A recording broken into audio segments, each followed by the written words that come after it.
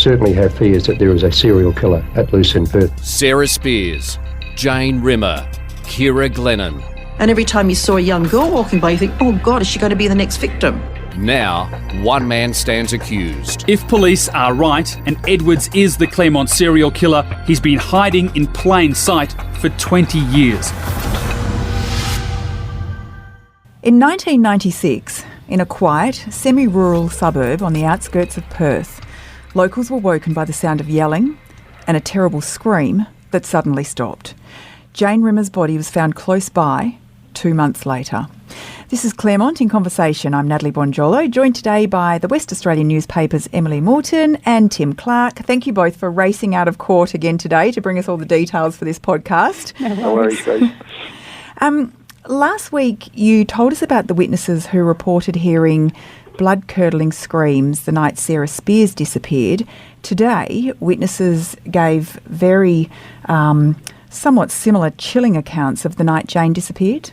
Yeah, well, I think it was the second sort of lot of second couple from Wellard had said sort of that the wife there, she had said that she'd heard like a blood-curdling scream on this particular night, and I think both couples, like Wellard back in those days was still a semi-rural area. Yes. It was very underdeveloped. There was like probably, I think both couples had said that there was probably about 4 or 5 houses within that area. So, you could hear a pin drop sort of thing is what they were saying. It was very quiet. So if there was a noise, they were going to hear it. And she had said that she was a light sleeper and that she heard this noise, like this sort of really scream that she just couldn't. She just, I think at the end of her evidence, she said it was something that she'd never ever heard before in her life and never wanted to hear again. That's how she sort of described it. Mm-hmm.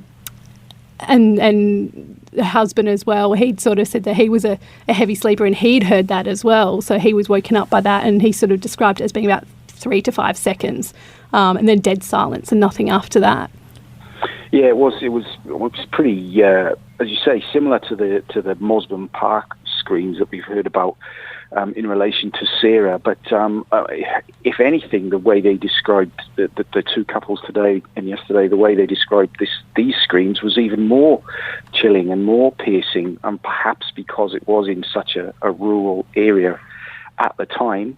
It was slightly different evidence, but obviously similar. The first couple, indeed the first gentleman, said that when he heard the scream, he heard some words to go with it, very loud and very clear, and then they along the lines of "Leave me alone, let me get out of here," and then screams to go with it. And then the second piece of sort of evidence was that they were just screams. And perhaps most chillingly, that they were described as sort of, very high-pitched, blood-curdling, but then stopping immediately, sort of mid-scream, and then there was just dead silence. I think he sort of said it was a very high-pitched, traumatic voice of a woman. That was Kenneth Mitchell. So the Mitchells were the first couple that sort of gave evidence this morning, and then the other couples were the Sturks. And they both lived on sort of, I guess, I don't know, Tim, would you say it's probably almost equal distance from where Jane's body was found, but on other sides? Yeah, opposite sides, and almost, as Em said, equidistant. About, we measured it on Google Maps today, sort of 1.3 kilometres one way and then 1.1 kilometres the other way as the crow flies.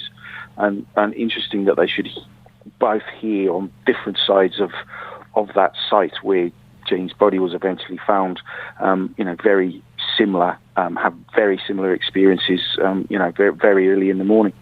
So the Mitchells are the couple who heard more this agitated yelling and what have you. Did they hear a man and a woman yelling, or was it just a female yelling? I think Kenneth Mitchell, he said he only heard a female voice.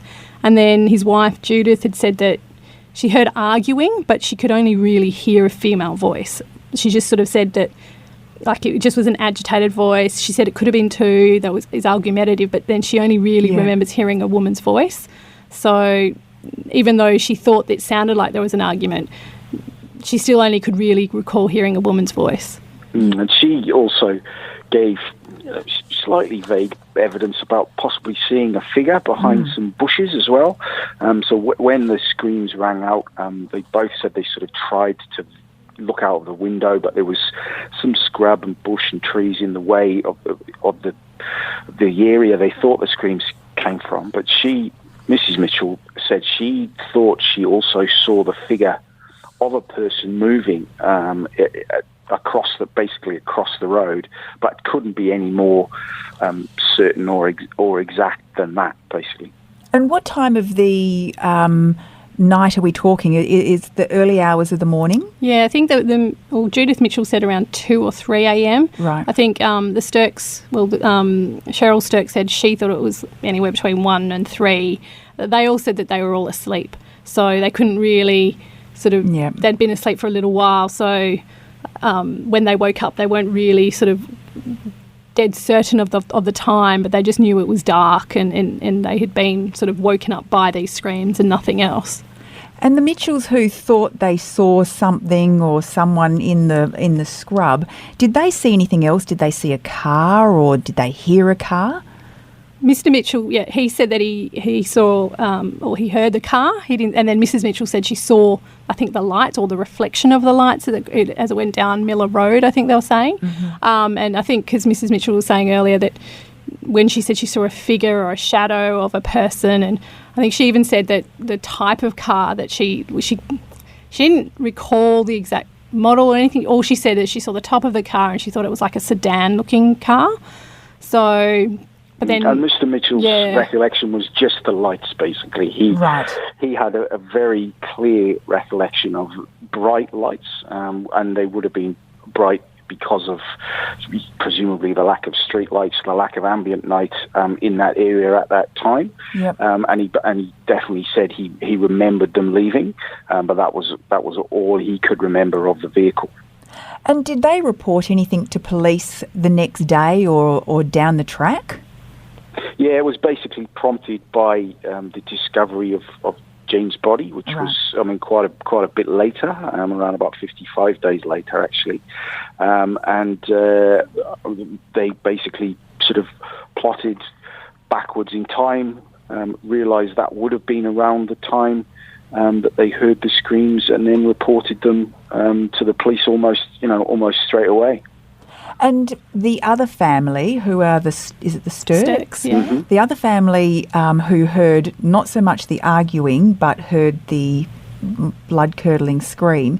How long was this scream going for, and was it prolonged or? They said they only heard like a very short time, and I think Mr. Sturk had said that when he heard the scream it was like 3 to 5 seconds, and then he sort of said in his evidence that if you count that, 5 seconds is actually quite long for this really sort of like scream, high-pitched scream. So, but that was all he sort of said it was. That's basically how it went for. They said it was much shorter than what the Mitchells had thought they'd heard, because they heard arguing, and Mrs. Mitchell heard arguing before, so she believed it went on a bit longer. So, but the Sturks didn't seem to think it went on as long as that. But he's absolutely right. It doesn't sound long, but I reckon if you did try and scream, completely loud and long for 5 seconds, it would stick out in your mind, and certainly stick out in such a sort of rural, quiet area such as that. And it seems quite disturbing, this scream that was effectively cut short almost, is what they were saying. Yeah, and that's what stuck with me the most. I've got to say, out of that evidence, the fact that 1 minute the air was full of this noise, and then just dead silence after that. One of the other things I think Mrs. Sturk said in her evidence today as well was sort of about 2 to 3 weeks later, after they heard that scream, she noticed a smell, or they all noticed a smell driving past the riding school. So the riding school was sort of down the road from them. And she said that they just assumed it was a dead animal. She said, there was kangaroos that were around, all that sort of stuff. And she just said it would become this thing with them that when they drove past, to wind up the window. And it was just like listening to that today was just it just knowing that. And she just said it was automatic pilot. You just put it up and that's sort of what she had remembered from that time as well. Was she, it's so disturbing to think about it. Was she affected when she was recounting this? They were pretty solid citizens, obviously then and now. But as Em said, basically one of her very last comments on the stand when she was asked about what she'd heard, and she basically said, I'd never wanted to hear it before. I certainly would never want to hear a sound like that again. So, once again, it's just one of those moments in time that obviously sticks with people so long and so far into the future. And I wonder, when they obviously have both woken up, the husband and wife, did they discuss what they thought might be happening if it's such a quiet area, or did they say, what could that be? Or I think the Sturks said that they just thought it was like a domestic, so they put it down to that. And I even think the Mitchell said something similar where they just thought it was an argument and they put it down to that. And I guess you kind of think back to whether when in the middle of the night, if you're woken up to something and you're sort of like half asleep and you go, is that something? You don't know. Yeah. The neighbours are having a fight. Yeah. But the Mitchells did say they got up and peered out their window to have a look. And I think Mr. Mitchell said he even sort of went outside briefly just to look around but couldn't see anything. So, they just sort of heard it, went back to sleep after that and sort of didn't really think much of it until obviously a bit later. Yeah, that's it. It's obviously not until later when Jane's body has been found that both couples have put two and two together, and it's at that point that they've contacted the police with what's happened. Yeah, well, I think even maybe the police had contacted them once the body was found and sort of did a door knock, I guess, of the neighbours, and then they've gone, hang on a minute, so... Is this also at the point at which they got the watch that you talked about yesterday, and that the bloke who had fallen off his horse had alerted police to this watch that he'd found? Yeah, that was a similar prompting of that discovery. Was, he said, the media reports surrounding Jane's discovery, and today we got the evidence from his riding partner on that day, and she told a very similar story about how the watch was discovered and how he'd shown it to her, and then how they basically thought not much of it until the media firestorm sort of blew up when Jane's body was discovered, and then they both came forward with that information to the police as well.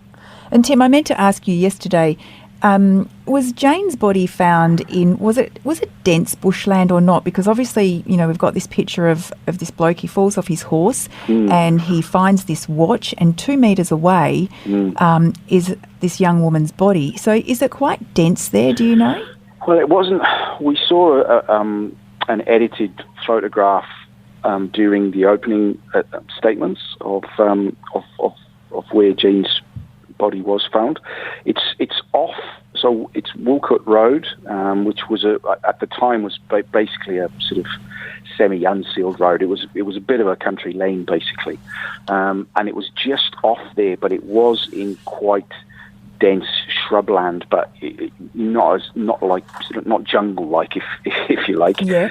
And it had been quite sort of... I think it was hidden, wasn't it? Yeah, it was covered. It had been covered by branches and torn off foliage. So you would really have to have looked and been virtually on top of it, basically, as the lady who did eventually discover the body was. She'd walked off the road and into the bush to actually pick some death lilies that she'd spotted on that day, and that's how the discovery was made.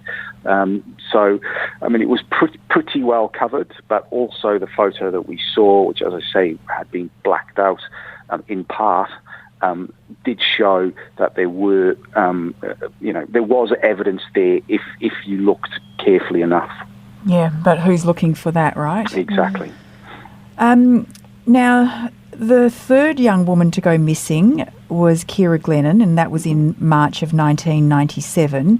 And today the court moved into Ciara's life, and you heard a little bit about her life. Can you just describe her character and, what had she been doing for a living, and what was her life like prior to her disappearance?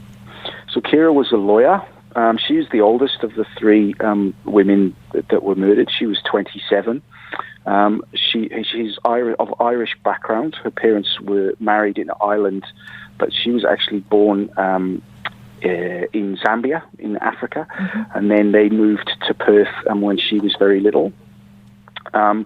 She was much like Jane and Ciara, very well liked, very social, very attractive, intelligent, outgoing, but obviously a little bit further down her path in life. She studied law, got articles at a local law firm, found a good job, but then decided to, as lots of young men and women from Australia do, go travelling. She went overseas to the UK, to various other continents, to basically, have a break and also sort of reassess her professional career. But had come back to Perth for two reasons. One, that she'd done her travelling, sort of sated her wanderlust, but also her sister Denise was getting married, and she was going to be her maid of honour, and was obviously going to attend the wedding, but also was organising a hen's party. And she'd only been back in Perth maybe a couple of weeks, maybe even less than that. I think they said she arrived back on March 1st. So yeah, and she disappeared on the 14th. And she disappeared on the 14th. Yeah, and got back into work quite quickly. And it was basically a works function, drinks with work colleagues, as an early celebration of St. Patrick's Day. That's why she was out that evening. She'd gone for drinks at one place, and then, as we've heard so many times over the last couple of weeks, the decision was made to go into Claremont and go to the Continental with her friends, which is what she did. And I guess I think probably lots of people have wondered, because she had been living overseas, she'd only been back in Perth for 2 weeks. Did she know what had been happening in the Claremont area? Did she know that two girls had gone missing? Or because she hadn't lived here, maybe she kind of didn't have that same picture that other people had? Yeah, I think, I know one of her friends or work colleagues gave evidence today, Abigail Davies. She sort of said that at this work drinks, they worked at this law firm, Blake Dawson Waldron, and they'd been there for pretty much most of the evening, and then there was some discussion about going out afterwards, and I think Abigail suggested going to Claremont, and Ciara had sort of ummed and ahed about whether or not she wanted to go. Whether she knew that or not, or whether it was for other reasons, because she'd had a disagreement or something, or a run-in with a colleague that morning, and she'd sort of emailed her before and said it was like to Abigail that it was a bit awkward. And then there was also her sister Denise's hen's night was meant to be the next night, so that was meant to take place on the 15th. So, I mean, for many other reasons, like it could have been, but the fact was she was a bit hesitant about going, but then in the end, obviously, she went. And did she stay very long? Or? Yeah, well, that's what I was about to say, Matt. She then only stayed for about 20, 25 minutes. Yeah. Not even long enough to have a drink, as far as we can ascertain. She got to the hotel, met up with sort of mutual friends of her friends, was engaged in the conversation, and then after about 20 minutes or so, basically just said, I'm going to go, sort of moved away from that group, and then obviously moved away from the hotel. And you also had the statements read out today from her parents. Are these the original statements they made at the time of her disappearance? They were, or certainly based around the facts and what happened at that time. And as with the Spears and the Rimmer family, you didn't need their first person account, as these were also being read in by one of the prosecution lawyers. Mm-hmm. So you could just tell by the words the pain and obviously bemusement when Ciara didn't return home, and then it was basically her father Dennis was going to go on a boat trip with some friends from the UK. He'd left that Saturday morning. He'd noticed that Ciara wasn't home, but didn't think much of it. And then her mother Una's statement said much the same thing. Una even in that statement even chastised herself by saying, I noticed Ciara wasn't home, but then I told myself she's a 27-year-old woman who's travelled the world. She shouldn't be expected to check in with me or tell me what she's doing at all times.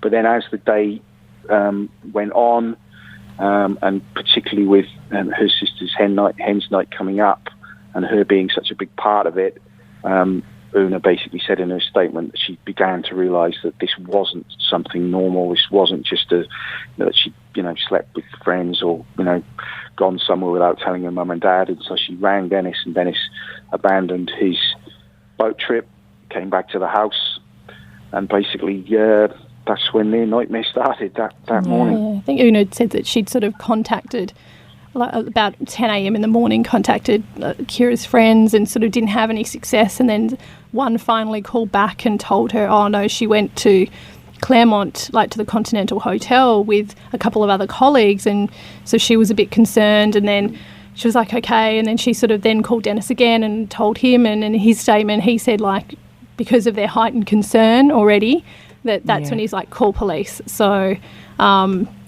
and then that's when sort of Una then called police and sort of said, she's not come home, and obviously it went from there. And linking that to the fact that she had gone out in the Claremont area. Yeah. Because, rightly so, a 27-year-old woman who's just come back from travelling the world, mum and dad don't normally check in on you. Yeah.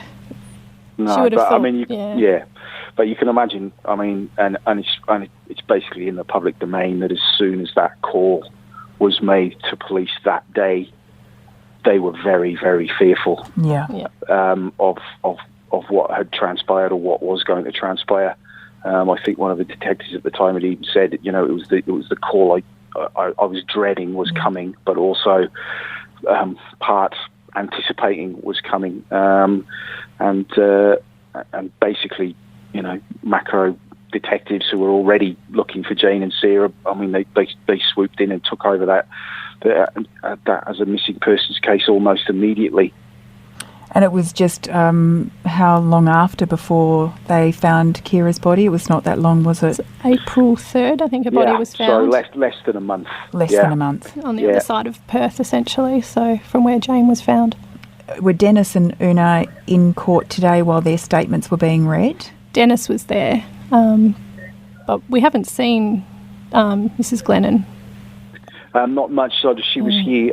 She was here for the first day, I think, but I don't think she's been back since. Dennis had been a very regular attendee up until early this week, but he was in court this morning. They actually, for the first time in a while, put the court is full sign up this morning. So there was, as we've said before, prosecutors are certainly giving family and supporters good notice as to what they're going to be doing on certain days. Once it was obvious that Dennis was in court today, then we'd sort of twigged that we might be moving into evidence concerning Ciara, and that certainly proved to be the case. And was there any kind of reactions or any behaviour that was different to the ordinary with the accused today? No, not really. He was taking notes. Yeah, his usual sort of stoic self, taking notes, taking an interest, taking in the video that was shown during some of the evidence given by Ciara's friends. That they were taken through parts of the night that were captured on CCTV. But yeah, no, just very much what's becoming a normal day in court for us and for him. And is it still quite pacey with the pace at which you're going through the material in court at the moment? Is it? It fluctuates. So some minutes it's just madness, and then in terms of us being journalists having to write things down, and especially because I'm blogging, it's just some days I'm just like, please talk slowly. I just want them to talk slowly.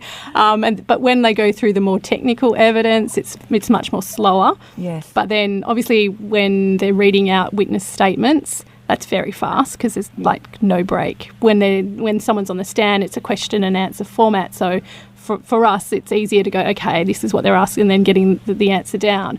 But it fluctuates. And was there much activity from the defence today? I know yesterday there was quite a lot of objecting and cross-examination. Was there much of that today? Yeah, there was a little bit, and for the first time, Mr. Edwards' other barrister, because he's got two acting for him on his defence team, a lady called Genevieve Cleary, another very experienced barrister in Perth, has worked many sort of murder cases and other serious cases. She was on her feet for the first time today, doing some of the cross-examination of Ciara's workmates, and it was quite a pointed little bit of cross-examination actually, because at one point we were told during the evidence that at one point in the night Ciara had taken her jacket off and had basically thrown it or placed it under a table when they were at the pub. And a work colleague had basically picked up the jacket and said, "Oh, don't do that, Ciara. Look at the state of the floor," or something along those lines. Which is a little vignette that I'm sure thousands of our listeners have gone through. Or handbags, all sorts of things go under the table. But in this case, where every tiny little bit of forensic material becomes so important, Miss Cleary was keen to point that out and confirm that happened, because when it comes to it, fibres, particularly in Ciara's hair and on Ciara's shirt that she was basically wearing that night and her body was still found wearing, will become vital, because those fibres, the prosecution are going to say, link Mr. Edwards' car and Mr. Edwards' workwear to her hair and her shorts. But the defence will be working very hard to try and prove that those fibres could have come from somewhere else. And obviously, if a jacket has been on a pub floor, then who's to say that some blue or grey polyester fibres couldn't have been picked up on that jacket from that floor and then transferred when Ciara's put it back on, either to her hair or her shirt. There were two witnesses as well that sort of, in sort of answering those questions back about where was that jacket when she left, and both had said that they saw her wearing it around her waist. So there was a woman who didn't know Ciara, but had been introduced to her sort of through her sister, because they were sitting outside on the balcony at the Continental, and had been introduced to her by Ciara's friend Abigail. And this woman, Monique O'Neill, just said she didn't know her, but she just remembered she saw her leave, and she saw her heading towards Sterling Highway, and just remembered seeing, because she walked past her, that she still had her white top on, black skirt, and then just had the jacket tied around her waist. So she remembers that, and she possibly was the last person to see her. Yeah, very interesting. And it's very interesting that this barrister, Genevieve Cleary, has done the questioning. So, Tim, do you know, is that what happens? Do certain members of the defence or the prosecution have a certain line of inquiry that they're pursuing, and when it comes to their turn, they stand up and do their part? Is that how it works? Do they break it down? I think we're finding, and that's certainly been the case on the prosecution side, who've got three barristers. Obviously, we've mentioned Carmel Barbagallo a lot because she's the boss, but she's got two sort of more junior barristers with her, a lady called Tara Payne and a young gentleman called Brad Hollingsworth, and they're both part of the DPP team.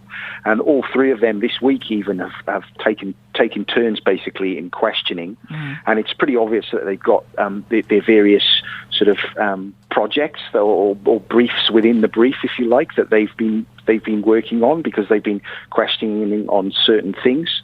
And so it would appear that Miss Cleary has basically taken on the Ciara Glennon sort of personal witnesses and worked on those, and you can see why. I mean, with a case this vast, it would be almost impossible for one person to have to do all the questioning and all the planning about the questioning that's going to be asked. So that's what we've seen, and that's what we anticipate we'll continue to see. And I think we have one more question for you from a listener, Karen Casella. And I'm not sure if you will have the answer to this, but was there any discussion in court about the Karrakatta rape being linked to a personal emotional turmoil that we've heard about of Mr. Edwards. It's supposed to be around the time the lover moved into their house, isn't it? Yeah, that's exactly right. So it hasn't actually been mentioned during the trial as such, for a couple of reasons, mainly because the Karrakatta offence doesn't need to be proved anymore. So that's probably, that becomes a little less important. But when it does come to motive, it might well get revived. And Em's absolutely right. So in previous hearings, we'd been told that the possible emotional spike that they would point to there was the so-called third wheel that we did the bonus episode on last week, when it was around about the time that he moved in to the marital home. It was around about the same time in February '95 when the rape occurred. Any ideas what's coming up tomorrow? Well, it's a shortened day in court tomorrow.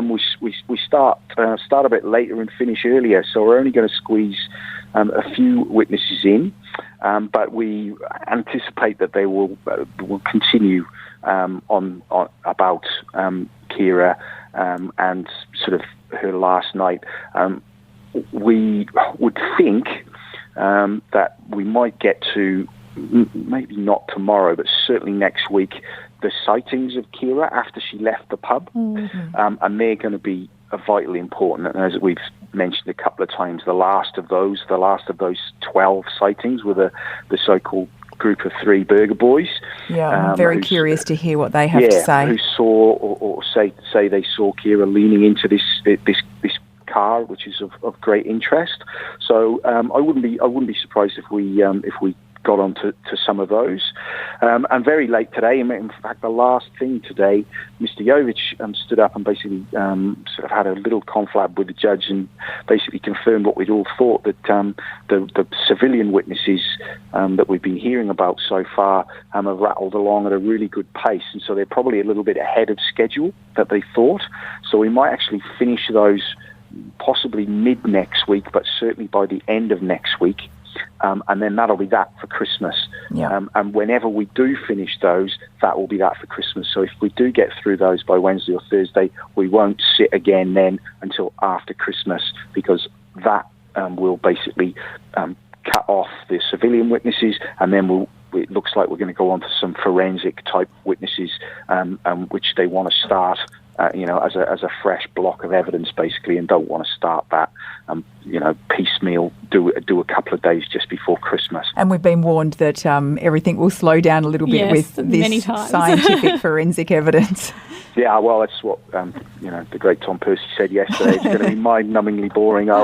We hope, but also very, very important. And the other journalists covering the case will hope to make it not so boring for those that have been following us. You have all been run ragged. It's been incredibly busy, and of course, not just doing podcasts, but live blogging and writing extensive coverage in the newspaper. So we do bear a thought for you, and thank you for making the time to jump out of court every day and come and do this podcast with us.